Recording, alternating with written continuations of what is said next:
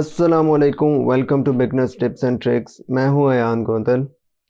आज हम देखेंगे कि हम अपनी एज को एक्सेल के ऊपर किस तरह से कैलकुलेट कर सकते हैं। मतलब हम आज एक एज कैलकुलेटर बनाएंगे जो हमारी एज को ईयर्स में, मंथ्स में, वीक्स में, डेज में, आवर्स में और सेकंड्स में कैलकुलेट करेगा। तो उसके लिए हम एक एज कैलकुलेटर बनाएंगे। एज कैलकुलेटर बनाने से ये होगा कि हमारा जो रिबन के पोर्शन में ऑप्शंस हैं हम उनको भी यूज़ करके देख लेंगे, उनके यूजेज का भी हमें पता चल जाएगा। हमने अपने फार्मूलाज को किस तरह से अप्लाई करना है हम ये भी देख लेंगे, और एक्सेल किस तरह जो कैलकुलेटर से 1000 टाइम फास्टर वर्किंग करता है वो किस तरह से करता है वो भी हम देख लेंगे। तो आइए स्टार्ट करते हैं। अब सबसे पहले हम अपने कॉलम्स को नाम दे लेते हैं कि हमने कौन से कॉलम में क्या चीज़ लिखनी है। सबसे पहले हमने नेम लिखना है, उसके बाद हमने डी ऑफ बी मतलब डेट ऑफ बर्थ लिखनी है, उसके बाद हमने करंट डेट लिखनी है,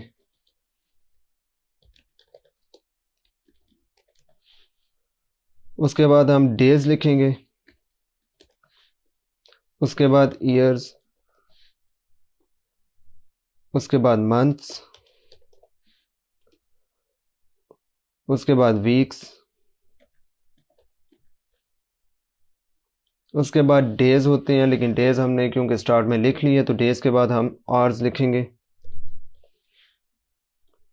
और उसके बाद हम मिनट्स लिखेंगे,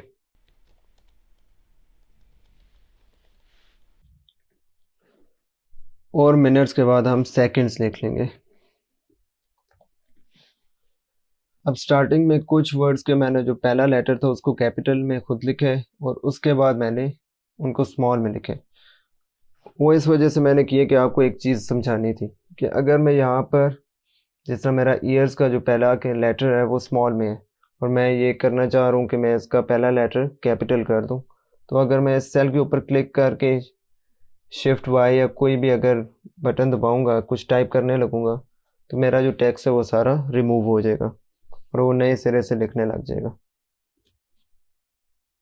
तो अगर आपने कुछ भी एडिट करना हो इस तरह से तो आप यहाँ फार्मूला बार में जाएंगे और यहाँ पे आपका कर्सर जो ब्लिंक करने लग जाएगा। आपने जो भी चीज़ करनी है, जिस भी वर्ड को कैपिटल करना है या स्मॉल करना है, वो आप फार्मूला बार में जाके करेंगे।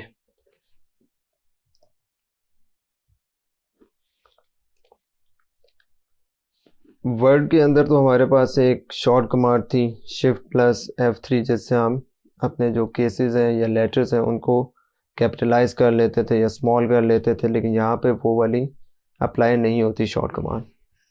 तो आपको यहाँ पर मैनुअली करना पड़ेगा, या जब भी आप टाइप करने लगे हो तो आप पहले ही इस चीज़ का ख्याल रख लें कि आपने किसको कैपिटल करना है और किसको स्मॉल करना है। अब ये मेरे कॉलम्स के जो नाम है वो तो रेडी है, लेकिन यहाँ अगर मैं थर्ड कॉलम पर आऊँ जहाँ पे मैंने करंट डेट लिखा था तो वहाँ पे मेरा आधा टेक्स्ट हाइड हो रहा है।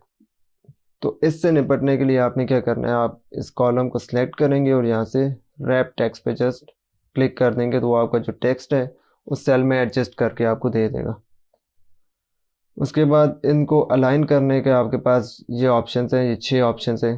जो नीचे वाले 3 ऑप्शंस हैं ये आपको हॉरिजॉन्टल अलाइन करने के ऑप्शन है, और जो ऊपर वाले 3 ऑप्शन है वो आपको वर्टिकल अलाइन करने के ऑप्शन है। मैं इस सारे टेक्स्ट को सिलेक्ट करता हूँ।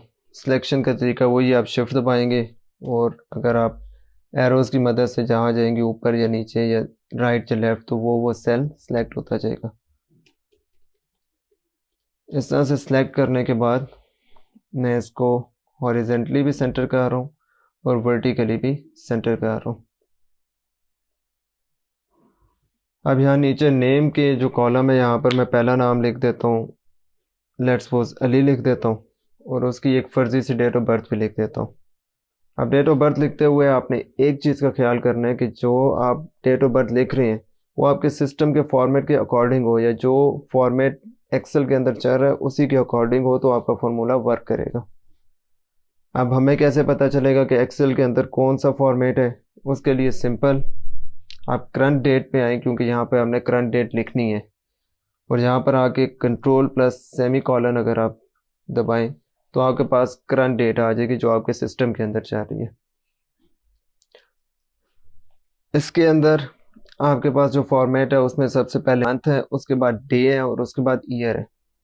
तो आपने अब जब डेट ऑफ बर्थ भी लिखनी है तो वो भी इसी फॉर्मेट के मुताबिक सबसे पहले आपने मंथ लिखना है, उसके बाद आपने डे लिखना है और उसके बाद आपने ईयर लिखना है। जैसे यहाँ पर मैंने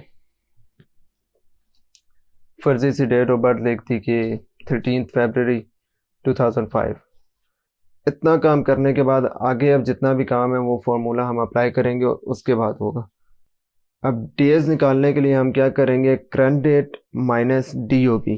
तो उसके लिए हम फार्मूला लगाएंगे इज इक्वल टू, अब यहाँ पर अगर आप मैन्युअली सेल एड्रेस दें तब भी अब वो सिलेक्ट कर लेगा उस सेल को, और अगर आप उस सेल को क्लिक करेंगे तो वो सेल एड्रेस यहाँ पर वो खुद ही पिक कर लेगा। उसके बाद माइनस, और उसके बाद दूसरे सेल का एड्रेस अगर आप मैन्युअली दें या उसको क्लिक करें तो वो यहाँ से इस तरह से उसको सिलेक्ट कर लेगा। उसके बाद जस्ट आपने एंटर दबाना है, तो इस तरह से आपके जो डेज हैं वो निकल आएंगे। हमने अपनी DOB को करंट डेट से माइनस किया तो हमारे पास डेज आ गए। अब हमने ईयर्स निकालने हैं, उसके लिए हम सिंपल ईयर्स के इस सेल में आके, ईयर्स के जो नीचे वाला सेल है उसमें आके इसको सिलेक्ट करेंगे डेज को, और इसको डिवाइड कर देंगे हम 365 से, क्योंकि एक ईयर में 365 डेज होते हैं। तो इस तरह करके हमारे जो ईयर्स हैं वो भी फाइंड हो जाएंगे। मंथ्स फाइंड करने के लिए हम यहाँ पर फॉर्मूला लगाएंगे, ईयर्स को मल्टीप्लाई कर देंगे मंथ्स के साथ। तो एक ईयर में कितने मंथ्स होते हैं, 12 मंथ्स होते हैं, तो 12 के साथ हम इसको मल्टीप्लाई करेंगे तो हमारे मंथ्स भी आ जाएंगे। अब वीक्स फाइंड करने के लिए हम मंथ को मल्टीप्लाई करेंगे 4 के साथ, क्योंकि एक मंथ के अंदर 4 हफ्ते होते हैं या एक मंथ के अंदर 4 वीक्स होते हैं। मल्टीप्लाई बाय 4, तो हमारे वीक्स आ गए। अब ऑर्स को फाइंड करने के लिए हम यहाँ पे इज इक्वल टू लिखेंगे और D2 को सिलेक्ट करेंगे, क्योंकि डेज को हम मल्टीप्लाई करेंगे 24 के साथ। एक दिन के अंदर 24 आवर्स होते हैं, इसलिए हम डेज को 24 के साथ मल्टीप्लाई करेंगे तो हमारे आवर्स आ जाएंगे। फिर मिनट्स फाइंड करने के लिए हम आवर्स को 60 के साथ मल्टीप्लाई कर देंगे, क्योंकि एक आवर के अंदर 60 मिनट्स होते हैं। और इसी तरह सेकंड फाइंड करने के लिए हम मिनट्स को 60 से मल्टीप्लाई कर देंगे, क्योंकि एक मिनट के अंदर 60 सेकंड्स होते हैं। तो यहाँ पर इज इक्वल टू, इस सेल को सिलेक्ट करेंगे, मल्टीप्लाई बाय 60। तो इस तरह से हमारी जो एज है वो ईयर से लेके सेकंड्स तक, मतलब कि months, weeks, hours, minutes, days, इस सब में हमारी जो उम्र बन रही है, एज बन रही है, वो हमें यूँ कैलकुलेट करके दे देता है। अब आपने जो फार्मूला होता है वो सिर्फ पहली रो में ही लगाना होता है, उसके बाद आप वो फार्मूला खुद ही अप्लाई हो जाता है। लेट्स सपोज कि मैं एक और बंदे की यहाँ पर एज कैलकुलेट करना चाहता हूँ, और उस बंदे का नाम है लेट्स सपोज हमज़ा।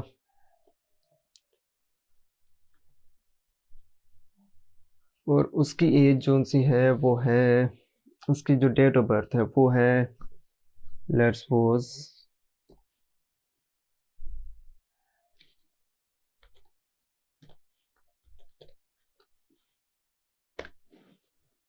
अब यहाँ पर आकर अगर आप फिर शॉर्ट कमांड यूज़ करना चाहें, आपकी मर्ज़ी, नहीं तो इसको पकड़ के यहाँ नीचे ड्रैग करेंगे तो वो एज यहाँ नीचे आ जाएगी। उसके बाद यहाँ पर आए, इस पर क्लिक कर दें तो वो आपके डेज फाइंड करके दे देगा। इस पर क्लिक करेंगे तो जो आपके ईयर्स हैं वो उसने फाइंड कर दिए। इसी तरह मंथ्स, इसी तरह वीक्स, आवर्स, मिनट्स और सेकंड्स उसने फाइंड करके दे दिए। अब जो मुझे थोड़ा सा इशू आ रहा है वो यहाँ पर ये आ रहा है कि जो मेरा ईयर्स आ रहे हैं और मंथ्स आ रहे हैं और जो वीक्स आ रहे हैं वो पॉइंट के फॉर्म में आ रहे हैं। मैं चाहता हूँ कि ये पॉइंट के फॉर्म में ना आए। तो आप डेज से लेके एंड तक इसको सिलेक्ट करेंगे और जनरल की जगह यहाँ से आप नंबर को सिलेक्ट करेंगे और नंबर को सिलेक्ट करने के बाद डिक्रीज डेसिमल या इंक्रीज डेसिमल का ऑप्शन है आपके पास। आप डिक्रीज डेसिमल को 2 बार क्लिक कर देंगे तो आपका जो एज है उससे वो डेसिमल जो फॉर्म है वो ख़त्म हो जाएगी। अब जल्दी के साथ मैं कुछ और लोगों के यहाँ पे डेट ऑफ बर्थ लिख लेता हूँ और उसके बाद देखते हैं कि कैसे ही जल्दी से इसको कैलकुलेट कर देता है। अब जो उनसे मेरा पहला बंदा था उसके लिए मुझे सारे जो थे कॉलम से उसमें मुझे फॉर्मूला अप्लाई करना पड़े, लेकिन इसके बाद अब जितने भी आगे हैं मतलब मैंने 3 और लोगों का डाटा एंटर किया, उनका नाम और DOB सिर्फ एंटर की है। करंट डेट वहीं से ड्रैग करके आप लेके जा सकते हैं और उसके बाद जब आपने इनको फाइंड करना है तो उसके लिए सिंपल आप ड्रैग करेंगे तो वो आपको फाइंड करके कैलकुलेट करके दे देगा। इस तरह से आप ड्रैग करते जाएंगे तो आपके जितने भी डाटा हुए जितने भी लोग हुए उन सब की वो एज को कैलकुलेट करके दे देगा।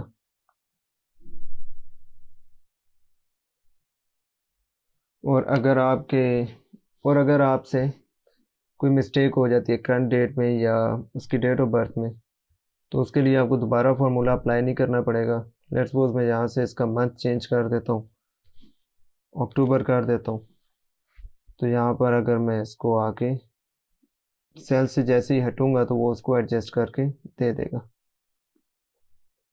उसके बाद अब यहाँ पे इसकी फॉर्मेटिंग कर लेते हैं हम। अगर आप अपना जहाँ भी आपने वर्क किया हुआ है वहाँ पे रहते हुए अपने एक्टिव सेल को रखते हुए कंट्रोल A दबाएंगे तो वो जितना भी एरिया उसको वो सिलेक्ट कर लेगा। और अगर उस वर्किंग एरिया से बाहर आके अगर आप कंट्रोल A करेंगे तो वो पूरी शीट को सिलेक्ट कर लेगा। तो सिर्फ वर्किंग एरिया को सिलेक्ट करने के लिए आप अपने वर्किंग एरिया में रहते हुए एक्टिव सेल वर्किंग एरिया में रखें और कंट्रोल A करें तो उसको सिलेक्ट करके दे देगा। उसके बाद मैं ये चाहता हूँ कि मेरा यहाँ से लेके नेम्स के अलावा जितना भी और डाटा है वो सेंटर अलाइन हो जाए। तो उसके लिए सिंपल उसको सिलेक्ट करेंगे और इस तरह से करेंगे तो वो सेंटर अलाइन हो जाएगा। अब यहाँ पर एक और चीज़ ये है कि अगर हम इसका प्रिंट लेना चाहें तो उसका प्रिंट प्रीव्यू देख लेते हैं। अगर उसका हम प्रिंट प्रीव्यू देखते हैं तो यहाँ पर हमें इस तरह से उसका प्रिंट शो हो रहा है। उसके अंदर कोई कॉलम कोई रो नहीं बना हुआ, जैसे टेबल की फॉर्म यहाँ पर हमें यहाँ पर शो हो रही है उस तरह से नहीं हो रहा। और उसके अलावा प्रिंट में एक और ये कि हमारा जो सा प्रिंट आएगा वो मिनट्स तक आएगा। इसी तरह जब आप प्रिंट प्रीव्यू देख लेते हैं तो यहाँ पर एक डॉटेड सी लाइन आती है जो ये इस चीज़ को शो करती है कि इतना ही एक पेज है, उसके बाद वो नेक्स्ट पेज पे शिफ्ट हो जाएगा। इसी तरह एक वर्टिकल लाइन आ रही है और ये हॉरिजेंटल आ रही है, मतलब इतना आपका एक पेज है जिसके ऊपर डाटा प्रिंट होगा। इस पे भी जो शॉर्ट कमांड थी फ़ॉन्ट को इंक्रीज़ करने की वो अप्लाई नहीं होती, तो आप यहाँ से मैनुअली इस तरह करेंगे तो आपका जो सा फ़ॉन्ट का साइज़ है वो इंक्रीज़ हो जाएगा। जैसे जैसे फ़ॉन्ट का साइज़ इंक्रीज़ हुआ है इसी तरह आपका जो डाटा है वो नेक्स्ट पेज पे शिफ्ट हो रहा है। पहले सिर्फ सेकंड सा मिनट का कॉलम भी नेक्स्ट पे शिफ्ट हो रहा है। अब जो हमें वहाँ पे मसला दरपेश आया था वो ये था कि हमारा जो प्रिंट आ रहा है वो सिंपल आ रहा है, उसमें कोई कॉलम या रो नहीं बनी हुई। वो इस वजह से नहीं बनी कि ये जो उनसी लाइनिंग हुई है इस सेल की लाइनिंग है, प्रिंट में इसका प्रीव्यू नहीं आता। अगर आपने चाहते हैं कि टेबल की फॉर्म में आपका प्रिंट निकले तो इस पर आप बॉर्डर अप्लाई करेंगे। इसको सिलेक्ट करने के बाद ऑल बॉर्डर करेंगे तो वो बॉर्डर अप्लाई हो जाएगा और अब आपका अगर प्रिंट निकलेगा तो इस तरह से टेबल की फॉर्म में आएगा। जो नाम होते हैं वो हमेशा लेफ़्ट लाइन होते हैं तो नामों को हम लेफ़्ट लाइन ही रखेंगे।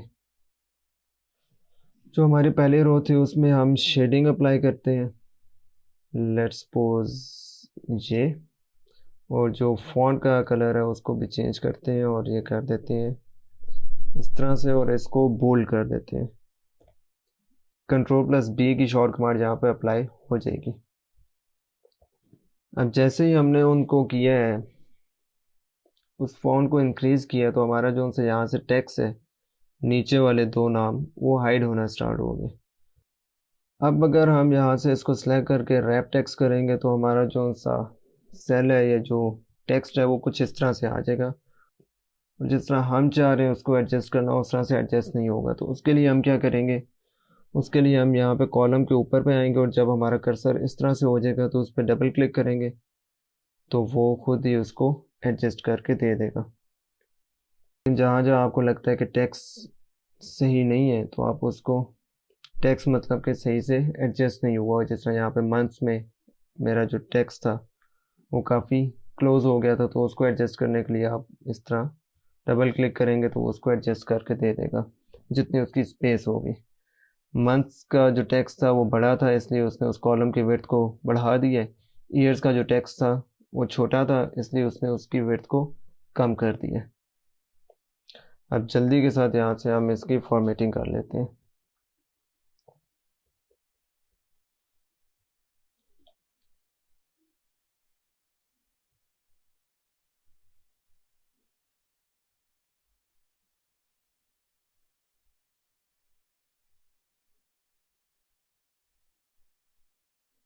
तो इस तरह से हमारी जो फॉर्मेटिंग है वो भी कंप्लीट हो गई है।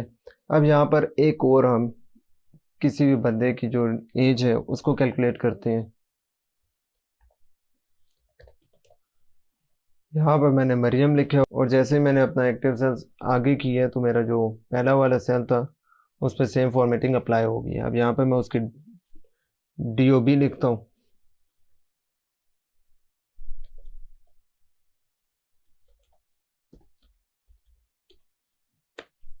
यहाँ पे करंट डेट डालते हैं। जैसे ही मैंने अपना एक्टिव सेल करंट डेट से हटाया तो उसने खुद ही इस दफ़ा वो सब कैलकुलेट करके दे दिया, मुझे ट्रैक करने की ज़रूरत नहीं पड़ी। अब यहाँ पे उसने बाकी सब तो उसको जो फॉर्मेटिंग थी वो उसने पिक कर लिया, लेकिन इन दो के लिए उसने फॉर्मेटिंग को पिक नहीं किया। तो इसके लिए सिंपल आप उस वाले सेल पे जाएंगे जहाँ पे आपने अपनी फॉर्मेटिंग की हुई है, यहाँ से फॉर्मेट पेंटर पे क्लिक करेंगे तो आपका कर्सर इस तरह से हो जाएगा। तो आपने जिस भी सेल को फॉर्मेट करना है उस पे जाके क्लिक करेंगे तो वो इस तरह से उसको फॉर्मेट करके दे देगा। इसी तरह मैं अगर इसी को सिलेक्ट करता हूँ और यहाँ जाके इस पर क्लिक करता हूँ तो मेरा जो ये वाला सेल है ये भी उसके अकॉर्डिंग उसकी फॉर्मेटिंग हो गई है। याद रहे कि जब फॉर्मेट होता है तो उसमें सिर्फ जो सी फॉर्मेटिंग हुई होती है, मतलब आपने जो शेडिंग की या टेक्स्ट का साइज़ इंक्रीज़ किया है या टेक्स्ट का कलर चेंज किया है वो चीज़ अप्लाई होती है। आपका टेक्स्ट जो सा होता है वो चेंज नहीं होता। सो इस तरह से हमने एक एज कैलकुलेटर बनाया जिसमें हम अपनी एज को इजीली कैलकुलेट कर सकते हैं और उसमें तकरीबन सभी चीज़ों को हमने कवर कर लिया। आप भी इस सब को एक दफ़ा ज़रूर ट्राई कीजिएगा। एक दफ़ा आप भी एज कैलकुलेटर अपना बनाएं, एज कैलकुलेट करें उसमें, क्योंकि ये सब देखने में आसान लगता है लेकिन जब आप खुद प्रैक्टिकल करते हैं तो वो चीज़ें थोड़ा सा मुश्किल हो जाती हैं। देखने में आपको ऐसा लगता है कि जैसे आपको आ गए, लेकिन जब आप उसकी प्रैक्टिस करते हैं तो फिर आपको पता चलता है कि आपको प्रैक्टिस की ज़रूरत है। तो आप इसकी प्रैक्टिस कीजिए, अपनी मर्ज़ी से उसकी फॉर्मेटिंग कीजिए, और अगर कुछ आपको समझ में नहीं आया तो वो मुझसे आप कमेंट सेक्शन में पूछें, वहाँ पर मैं आपको उसका जवाब दे दूँगा। और अगर फिर भी समझ में नहीं आया, कन्फ्यूजन ज़्यादा हुई, तो मैं एक अलग से वीडियो बना के उस कन्फ्यूजन को दूर कर दूँगा। सो आज के लिए इतना ही है, इसकी बस प्रैक्टिस कीजिए और फिर मिलते हैं आपसे अगली वीडियो में। तब तक के लिए अल्लाह हाफिज़।